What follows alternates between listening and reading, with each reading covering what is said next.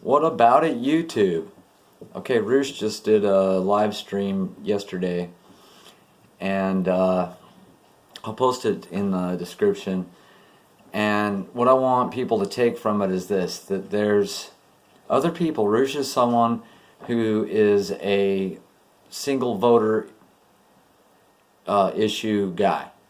Now, I wouldn't necessarily say it's a voter trap where how he's approaching it, and this is a difference. If stay with me, okay? Now he's coming at it from a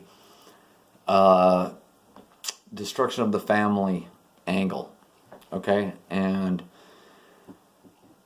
so all of the MGTOW guys, right? They should be jumping on the Roosh train, okay? Every single one of them. Any man who's disillusioned with the dating world should be on the Roosh train, okay? Because of the way he's approaching it. And we'll get to that in a sec. So, but he's a single, like, that's all he talks about, right? And he acknowledges the JQ and the rest of it.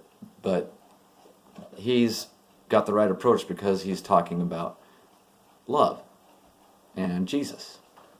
And he's not talking about hating anyone. And he's not talking about being violent towards anyone.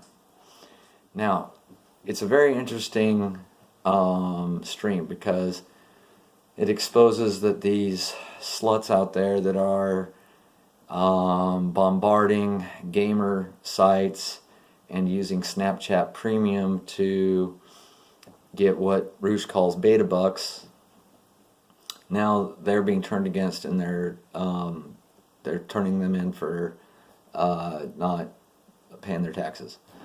So that's part of the video. Then it moves on, and he starts talking about the Proud Boys and how Gavin McInnes just stepped away from the Proud Boys because of something that happened. This is very, very important. Listen to me. It's what I've been trying to warn you guys about.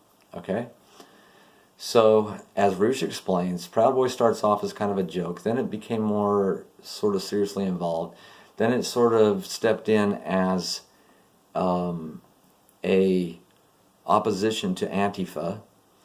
Then they were dumb enough to go to some Antifa thing. The Antifa people attacked the Proud Boys. The Proud Boys attacked the Antifa. The Proud Boys got arrested. Listen to what I'm saying. You're not paying attention if you're not watching this happen. It's a warning to all you guys. The Proud Boys got arrested, and they got labeled a hate group, and they're now on FBI, whatever, DHS watch list. Guaranteed they'll be infiltrated. Gavin wants nothing to do with it because he doesn't want to be known as the leader of this thing, and then now he's got a family and he's going to be... And Roosh complains about how he backpedaled on it. But that's a little bit beside the point. The message to take from it is that if you guys step up against Antifa, you will pay the price. That's what they're looking for. They want someone to fill those shoes. If they were doing their job, they would squash Antifa. And if they're doing their job, they would go after at least all of the people involved that were violent and focus on the ones who started the violence. So this is a lesson to learn from it. Let them be the ones that look bad. Let them get so frustrated with not having anyone to fight that they act out, they chimp out, and they commit crimes. Okay? And then you pound the issue that these people need to be stopped. They're agitators, they're violent. You're not violent. You're not looking for a fight, right? You're just the normal guy that wants social cohesion and a polite society. Keep that in mind. And then use the laws that are in place to go after the agitators. Demand from your mayor, demand from your sheriff, demand from whoever that these guys stop agitating and stop causing trouble. Demand it. And expose where they're getting their funding. And keep demanding that gets stopped. Okay? You're falling into a trap. This is the evidence. What's just happened with the Proud Boys is evidence of what I'm saying. It's the shot across the bow, man. You need to pay attention. If you want to play chess, You guys, yeah, and your big IQs, you need to think ahead, man. You should not be stupid enough to fall into their traps and to have all of this pent-up anger and act like a woman and then go out there chimp out yourself, and then now it's all turned on you. That's exactly what they're looking for. So stop playing into it, man. Be smarter than them.